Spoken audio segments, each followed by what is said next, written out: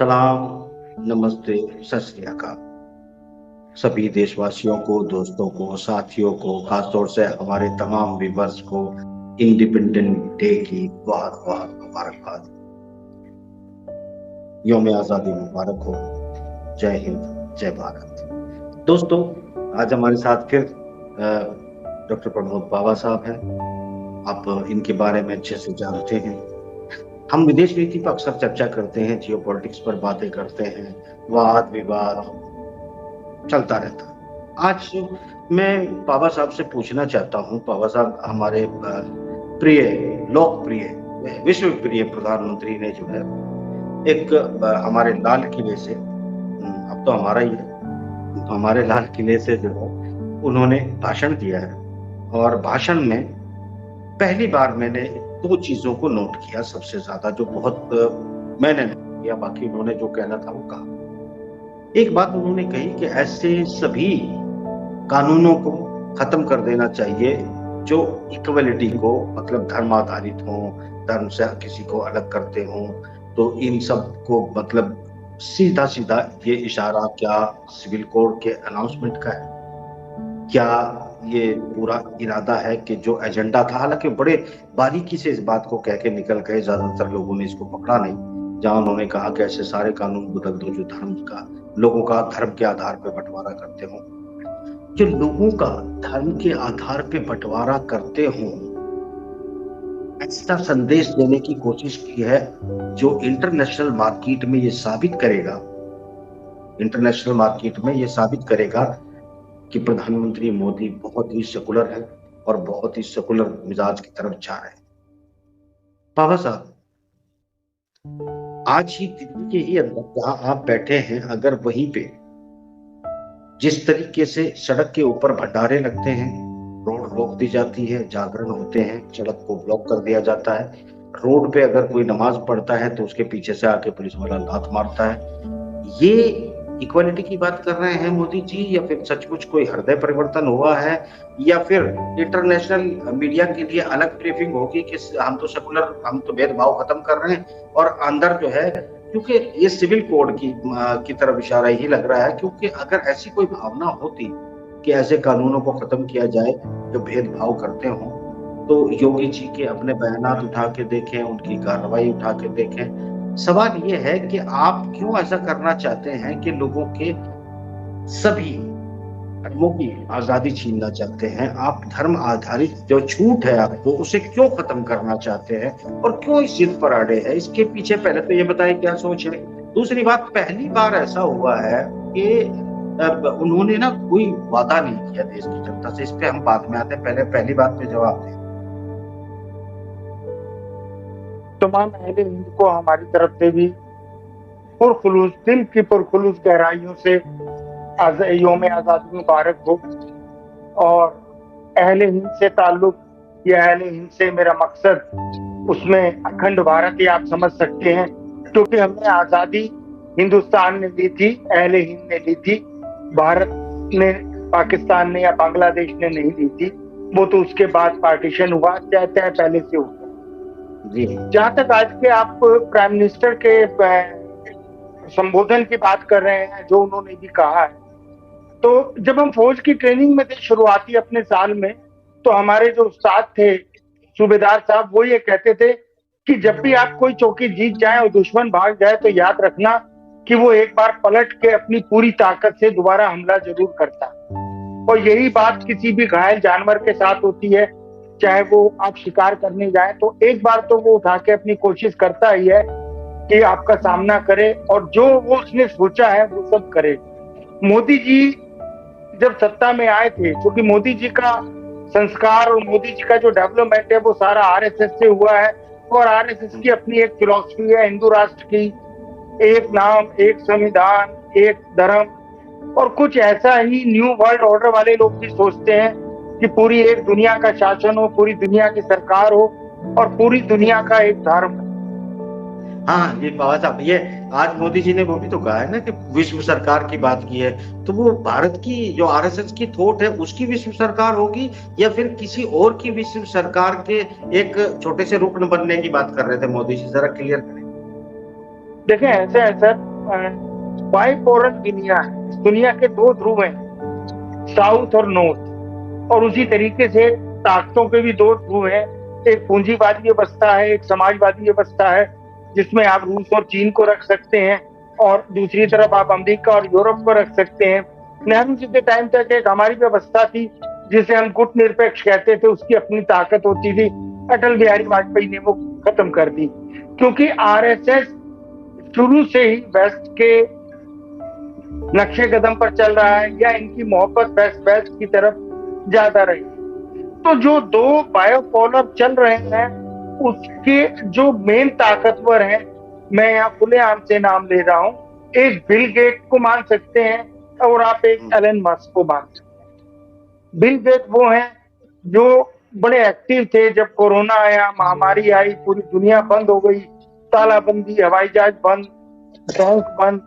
और दूसरी तरफ एलन मस्क है जो यूक्रेन में स्टारलिंक से अपना इंटरनेट तब भी प्रोवाइड कराता है जब वहां कोई चांसेस नहीं होते जी। तो आज के प्रधानमंत्री जी के निचोड़ से, बातों से, इनके भाषण से जो मेन मुद्दा है, बाकी तो इन्होंने वही पुराने 10 साल वाली 2014, 2019 और दाएं बाएं की बातें की हैं, अपनी पिछली बातें रिपीट की हैं, क्योंकि इनको वक्त पूरा करना था और इनके पास कहने के लिए कुछ नहीं था।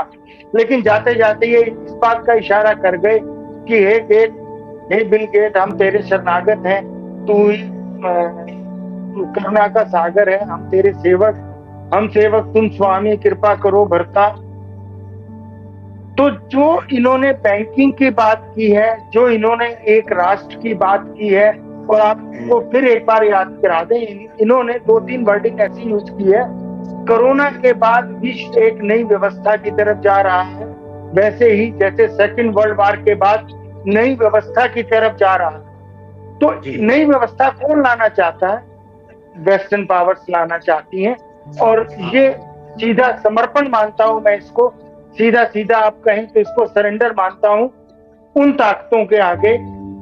और इसको हम बाद में डिस्कस करेंगे कि इसका भारत पर क्या इफेक्ट पड़ेगा। देखिए पावर साहब, एक चीज हुई है जो अब काफी गौर करने लायक है। वो चीज ये हुई है कि रूस के राष्ट्रपति ने भारत को स्वतंत्रता दिवस पर बधाई दी है, और बाइडेन की तरफ से कोई बधाई आई हो या फिर कहीं और से कोई और उसकी बधाई का जिक्र किया हो, मैंने देखा नहीं है कि कोई मुबारकबाद का कोई बहुत बड़ा पिटारा है।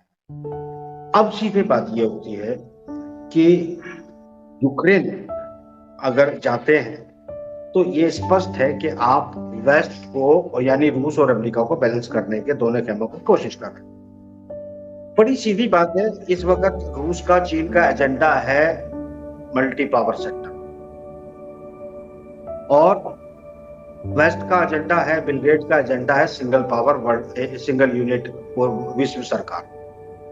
तो हमने, इसका मतलब हम अपने आप को पावर नहीं बनाना चाहते हैं, हम मतलब एक सिंगल जो पावर है, वन वर्ल्ड है, वन सरकार है, उसमें शामिल होना चाहते हैं, ये आप कह रहे हैं। सवाल ये उठता है कि क्या मजबूरी है? हालांकि मजबूरियां हमको सब पता होती है कहाँ क्या होता है। आप कितना फायदे में देख रहे हैं इस वक्त ये बयान जो मोदी जी ने दिया है, कि जो इशारा किया है कि हम जो है वेस्ट की तरफ ही जाएंगे, और इसके क्या नतीजे आ सकते हैं, क्या लगता है? देखिए सर, हमारे पड़ोस में हमारा एक राज्य है पुण्यव्रत, जिसे आप उर्दू में पाकिस्तान कहते हैं जी। तो वहां के इमरान खान नून लीग को, नून से मतलब एन लीग को, वो नवाज शरीफ वाली, उसको कहते हैं कि एक तो ये पढ़े लिखे नहीं है, दूसरा एक कोशिश नहीं करते।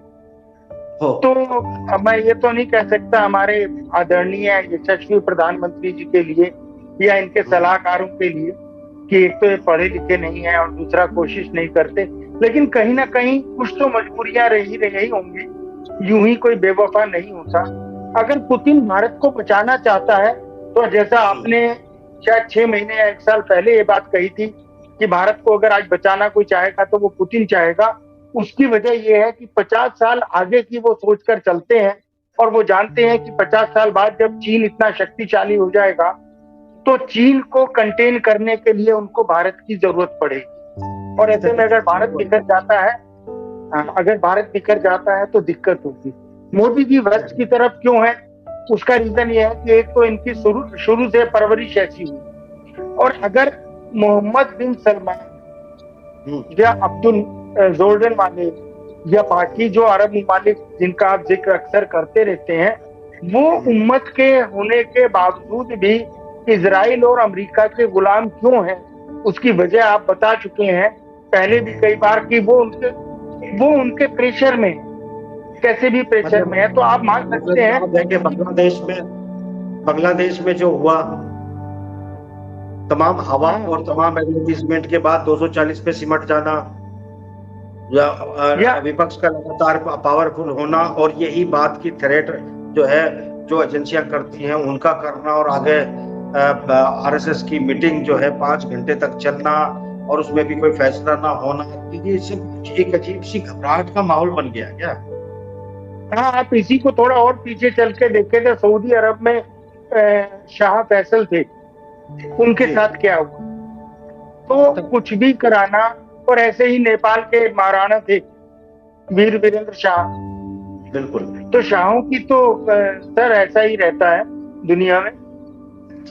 अच्छा, रजा शाह पहले थे, वो भी कुरान सिर पे रहे, हालांकि नास्तिक थे, लेकिन आखिरी वक्त में वो भी सिर पे कुरान रख के वहां से फरार हुए थे। तो इंटरनेशनल पावर्स जो हैं और इंटरनेशनल एजेंसीज जो हैं, वो कब पूरे मुल्क को और भीड़ का रुख किधर बदल दें, इसको वो भी नहीं जानते जो उस भीड़ का हिस्सा होते हैं। ये आप बेहतर तरीके से जानते हैं और आपके नाज़रीन भी बहुत बेहतर तरीके से जानते हैं कि कब क्या हो जाए कह नहीं सकते।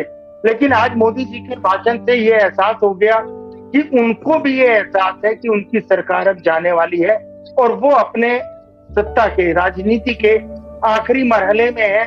और आखिरी मरहले में फिर मुझे अपने सूबेदार साहब याद आते हैं कि आदमी की जो आखिरी कोशिश होती है वो कुर्सी, बर्तन, भांडे, तलवार जो उसके हाथ में आए वो उठा उठा के मारना शुरू कर देता है। तो जाते जाते ये इनकी एक कोशिश रहेगी कि मैं कुछ ऐसा करके जाऊं कि 100 नहीं तो कम से कम 10% कुछ तो मेरा ऐसा रह जाए कि मैंने अपने शायद यही वजह थी बाबा साहब कि आज उन्होंने किसानों की आमदनी दुगनी करने की बात नहीं की है, व्यापार को 4 गुना करने की बात नहीं की है, विश्व में राज करने की बात नहीं की है, बल्कि विश्व के राज में जाने की, उनके अंडर में जाने की बात की है। मतलब कुल मिलाकर, और एक खबर और आपको देता चलूं, बीच में आप ही ने जिक्र किया था और जो इनके बयान में भी शामिल था, जो वर्ल्ड हेल्थ ऑर्गेनाइजेशन है उसने मंकी पॉक्स को एक महामारी घोषित कर दिया है और ये एक बड़े खतरे के तौर पर आ रही है। हालांकि बहुत दिनों पहले भी हमने कही थी कि जो एक बायोलॉजिकल वेपन जो है उनका इस्तेमाल इस 3rd वर्ल्ड वॉर में होगा, और ये जब जिसका पक्ष थोड़ा डामाडोल होगा वो इस तरह की हरकतें की जाएगी, बहुत कुछ आ सकता है। तो लोग आंख खोल कर रहें, होश में रहें। और कुल मिलाकर मोदी जी के भाषण का विश्लेषण हमें तो इसी एंगल से करना था कि उन्होंने किसी तरह की कोई ऐसी प्रेजेंटेशन नहीं दी, ना उनका वो आज़म नजर आया, ना उनके वो इरादे नजर आए, बल्कि ऐसा लगा जैसे वो थैंक यू कह रहे हैं कि क्योंकि अब अगर आपका अगला विजन, उन्होंने 47 का नाम तो लिया पर 47 का नाम लोगों के ऊपर डाल दिया, आप ये करोगे तो ठीक है, वो करोगे तो ठीक है।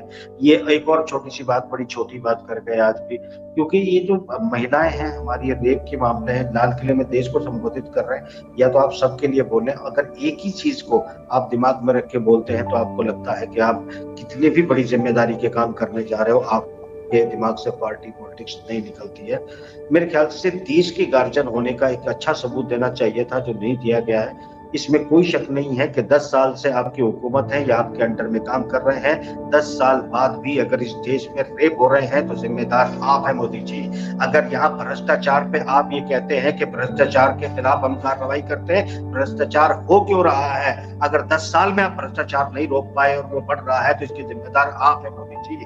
अगर आप जितनी बातें आपने जनता पे डाली है वो तमाम चीजें आप खुद नहीं कर पाए जिनके दावे आपने किए थे, इस बड़े फेलियर को आप लाल किले से तस्लीम करते तो आपका नाम जरूर महान किताब में लिखा जाता। आप जब आप नहीं कर पाए तो सारी चीजें जनता के पाले में डालकर आप निकल लिए हैं। बदला कुछ भी नहीं है सिवाय इसके के देश में नफरत, बंटवारा और इकोनॉमी क्राइसिस की तरफ हम तेजी से जा रहे हैं। बाबा साहब आप हमारे साथ जुड़े इस प्रोग्राम में, बहुत बहुत शुक्रिया। मैं आखिरी में 30 सेकंड और लूंगा और दर्शकों को बताता चले कि मोदी जी को एहसास हो गया है कि अब उनकी बात कोई मानता नहीं है। पिछले 2 साल से मेरे आस पड़ोस में खूब तिरंगे लगते थे, इस बार एक भी तिरंगा झंडा किसी ने नहीं फहराया। और हमारे जो बीजेपी के प्रधान है वो हमारे यहाँ तिरंगा देने आए थे कि इसे अपने घर पे लगा लो। मैंने उनको ये जवाब दिया कि भाई झंडा तो मेरे पास है, घर दे दे जो मेरे पास ही है। जी जी, बहुत बहुत शुक्रिया, बहुत बहुत शुक्रिया। तमाम ऑडियंस का भी बहुत बहुत शुक्रिया। कोशिश करें हमें थोड़ा सा आगे बढ़ाएं, ये थोड़ी सी अलग हट के हम बातचीत करते हैं, लोगों तक ये एंगल भी पहुंचे। वो अलग बात है कि आप जिन्हें सुन रहे हैं सुनते रहें, हमें भी शामिल करें। इजाजत है, खुदा हाफिज।